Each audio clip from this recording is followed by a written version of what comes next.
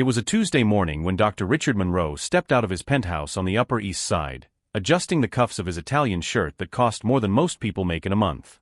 His handcrafted English leather shoes gleamed under the morning sun as he walked toward his black Mercedes-Benz, parked in the private spot of his luxury building.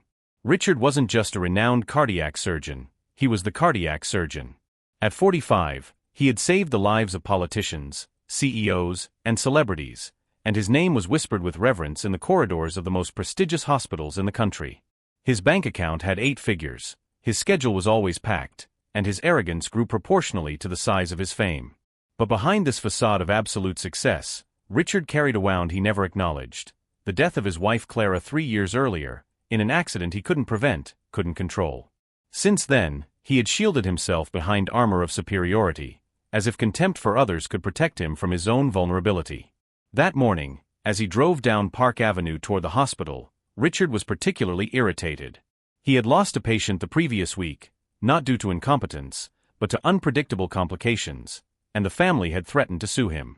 Ordinary people don't understand the complexity of medicine, he thought, turning up the volume on his imported sound system. That's when he spotted the traffic jam ahead. An endless line of cars stopped under the scorching sun.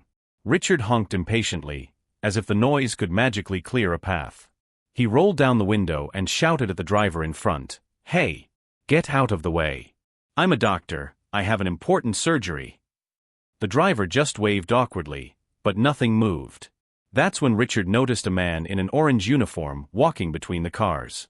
It was John, a street sweeper of about 55, gray hair escaping from his faded cap, face marked by the sun and hard work. John had worked as a sanitation worker for almost 30 years, woke up at 4 every morning, and knew every street, every resident, every story in that city like no one else. He walked with a bottle of fresh water, offering it to drivers who had been stuck in traffic for over an hour. His expression was kind, his movements careful, and in his eyes shone the genuine goodness that only comes from someone who knows life's hardships but chose to remain human. John approached Richard's Mercedes with a sincere smile. "Good morning, doctor," he said, recognizing the medical coat on the passenger seat. "Would you like some water? It's really hot today, and traffic is terrible because of the accident up ahead." He extended the bottle toward the window, a simple gesture of human solidarity. Richard looked at John as if he were an annoying fly. "Get away from here," he screamed, with an expression of absolute disgust. "Don't touch my car with those dirty hands. Can't you see I'm an important doctor? I have important people to save, I don't have time to waste with people like you." He rolled up the window forcefully, leaving John standing there, water bottle still in hand, absorbing the public humiliation. Some drivers looked disapprovingly at Richard, but he didn't care. In his twisted mind, this man was just another obstacle between him and his important goals. John just shook his head sadly, put away the bottle and continued his walk, offering water to other drivers who, unlike Richard, thanked him with a smile. At that moment, the arrogant surgeon had no idea he had just humiliated the only person in the world who, in a few hours, would have the power to save what he loved most. If you want to discover how this incredible story unfolds, subscribe to the channel right now, because what's about to happen will leave you speechless. Traffic finally moved, and Richard arrived at St. Luke's Medical Center 2 hours late. His secretary, Marianne, waited nervously with a stack of papers and a worried expression. "Dr. Richard," she said quickly, "the senator's surgery was rescheduled, but we have 3 emergencies waiting and—" Richard interrupted her with a brusque gesture. "Marianne, I don't want to hear problems, I want solutions. My life is already complicated enough." He entered his luxurious office, decorated with diplomas from Harvard and Johns Hopkins and photos with important personalities, and turned on his computer to review the day's cases. It was almost 2 p.m. when the phone rang. It was Isabel, his 22-year-old daughter, the only person in the world for whom Richard still felt genuine love. Isabel was in her final year of medical school, following in her father's footsteps, but unlike him, she had inherited her mother's compassion. "Dad," her voice said from the other end of the line, "I'm feeling strange. I have a very strong chest pain, and my breathing is—" The call dropped.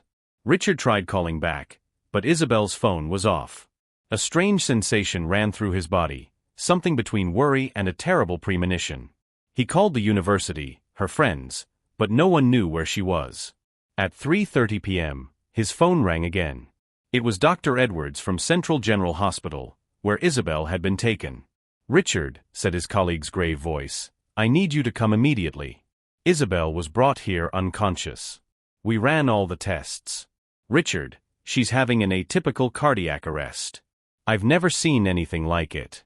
Her heart simply stopped responding to any stimulus. We tried all standard procedures, all medications, defibrillation, cardiac massage. Nothing works. It's as if her heart forgot how to beat." Richard's world collapsed. He who always had control over everything, who always knew exactly what to do, who saved lives daily, was now completely lost. He cancelled all surgeries, got in his car and drove at high speed to Central General Hospital, his heart racing, hands shaking on the steering wheel. When he arrived at the ICU and saw Isabel connected to machines, pale and motionless, Richard felt the ground disappear from under his feet.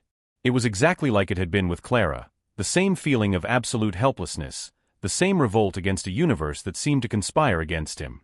Dr. Edwards showed him the tests, explained the procedures they'd tried, but nothing made sense. Isabel's heart was functionally perfect, but refused to beat on its own. "How long does she have?" asked Richard, his voice choked. "Without the machine support, maybe a few hours." "Richard, I'm so sorry. I consulted specialists worldwide. No one has ever seen anything like this." Richard spent the next hours making frantic calls. He called the best cardiologists in the country, consulted doctors in Europe, Israel. He offered fortunes for emergency consultations. He moved mountains with his money and influence, but the answer was always the same: "We've never seen anything like this. There's no protocol for this type of case. It's impossible. Technically she should be dead." As the hours passed, Richard felt his sanity slipping through his fingers. He, who always had the answer for everything, who always knew how to save a life, was completely powerless before the most important problem of his existence. He screamed at the doctors, threatened to sue the hospital, offered $500,000 to anyone who could save Isabel.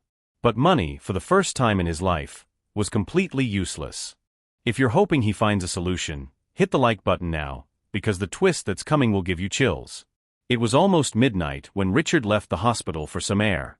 He was completely out of control, walking aimlessly through the deserted streets, when he realized where he was, on the same avenue where he had humiliated John that morning. The contrast was brutal. 12 hours earlier, he felt like he owned the world, and now he was there, a defeated man, walking the streets like an emotional beggar. That's when he saw a faint light coming from a small house at the end of the street. Through the half-open window, Richard heard a soft voice singing a strange song, almost a lament, but at the same time full of hope. It was John, the street sweeper he had despised, sitting beside the bed of a woman who seemed very ill. John's wife, Maria, had terminal cancer, and every night he sang to her a lullaby he had learned from his grandmother, a folk healer from the mountains of West Virginia. Richard approached the window and heard John singing, "Heart that stops its beating, just needs to remember that love is stronger than fear and will always wake you up." It was a simple melody, almost childlike, but there was something in those words, in the intonation, in the absolute faith with which John pronounced them, that made Richard's heart race. Suddenly, like lightning, Richard remembered something he had completely forgotten. When Isabel was little and got sick, Clara used to sing exactly that same lullaby to her. "It's a healing song," Clara would say. "My grandmother taught it to me. She said that when a heart forgets how to love, music reminds it." Richard had dismissed these superstitions of Clara's, but now desperate, a spark of hope was born in his chest. He knocked on John's door. When the street sweeper opened and saw Richard there, his eyes filled with surprise, but not anger. "Doctor," he said gently, "are you okay?" Richard, the man who had never bowed before anyone, who was always too proud to ask for help, knelt right there, at John's door. "Please," he whispered, with tears streaming down his face, "my daughter is dying. I was terrible to you this morning. I don't deserve your help, but she's innocent. Please forgive me." John looked at that powerful man destroyed at his door and felt only compassion. He helped Richard to his feet and said, "Doctor, I don't know how I can help. I'm just a street sweeper." "The song," said Richard desperately. "I heard you singing a song to your wife. My wife used to sing the same song to my daughter when she was little. She said it was a healing song. Please, can you try singing it to her?" John was silent for a moment, processing the impossible request. Then, with the simple wisdom of someone who knows pain, he said, "If you believe it can help, I'll come with you."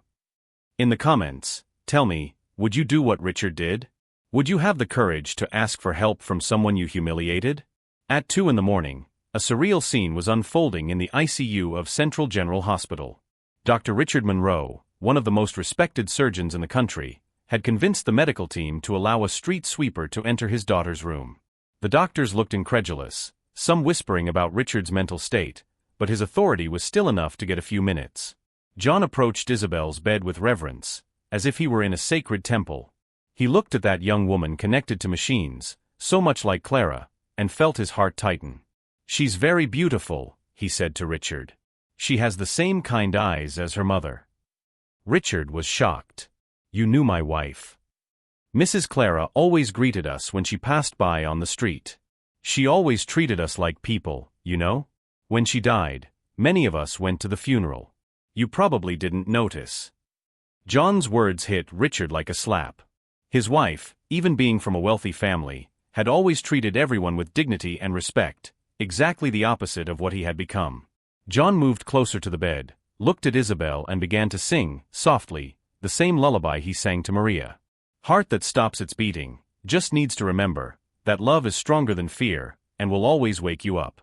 Come back, little heart, come back to beat. There are people here who love you, and won't let you go." It was impossible to explain what happened next. The cardiac monitors, which for hours had shown only a flat line, began to tremble slightly. Dr. Edwards, who was watching skeptically in the corner of the room, approached the machines in disbelief. This is impossible," he murmured. John continued singing, and his voice, though simple and without any training, carried such pure faith, such genuine love, that it seemed to penetrate through medicine's barriers and touch Isabel's soul directly. Richard, on his knees beside the bed, held his daughter's cold hand and whispered, "Come back to me, princess. Come back to Daddy." Slowly, miraculously, the monitor began to show weak beats, then stronger ones, then regular ones. Isabel opened her eyes, looked at her father and whispered, "Dad, I heard Mommy's song." The room exploded with emotion. The doctors couldn't explain what had happened. Richard hugged Isabel as if he would never let her go, crying like a child. And John, the humble street sweeper, just smiled and stepped back discreetly, considering his mission accomplished. But Richard didn't let him leave. He grabbed John's arm and said, "How can I repay you? Money? A new house? I can." John shook his head gently. "Doctor, you don't owe me anything. But if you really want to do something, go home and be the man your wife would want you to be with your daughter." If this story touched your heart, share it with someone who needs a message of hope today. 3 months later, Richard's life had completely changed. He continued being a brilliant surgeon, but now he treated every patient, rich or poor, important or anonymous, with the same dedication and respect. He created a free care program at the hospital, funded from his own pocket, specifically for low-income people.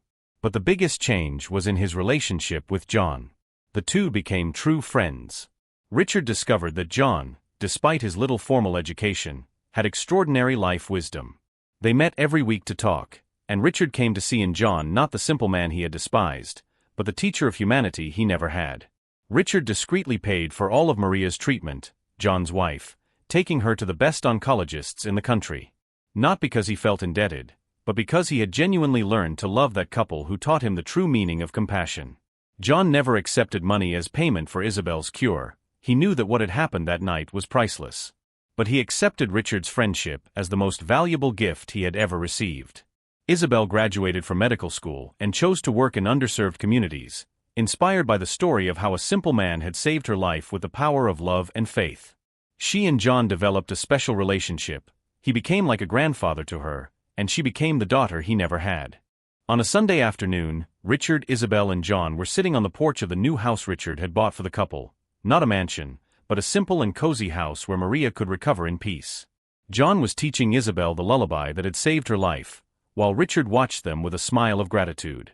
"John," said Richard, "you taught me that true wealth isn't in what we have, but in what we give. That true power isn't in dominating, but in serving. And that miracles don't come from our knowledge or our money, but from the purity of our hearts."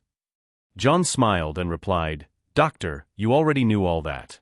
You just needed to remember. Sometimes we need to lose everything to discover what really matters. At that moment, Richard completely understood the lesson that life had taught him in the hardest way possible, that no matter how much money you have, no matter how important you are, no matter how many titles you possess, in the end, we are all equal before what really matters: love, compassion, humility, and the ability to see humanity in every person who crosses our path. The arrogance that once almost cost him everything was replaced by genuine humility. The contempt for the little people was transformed into deep respect for every human being. And the heart that had closed to the world after Clara's death opened again, bigger and stronger than ever. And so, a terrible morning of humiliation became the most important night of Richard's life, the night he learned that true miracles don't happen in operating rooms or laboratories, but in the genuine encounter between two human souls who choose love instead of pride. If this story inspired you, subscribe to the channel, hit the like button, comment on what moved you most, and share it with someone who needs to believe in the transformative power of humility and compassion. Because in the end, we all have a John in our lives, someone we despise, ignore, or underestimate, but who may have exactly what we need most: a pure heart and the simple wisdom of someone who understands that we are all brothers in this journey called life.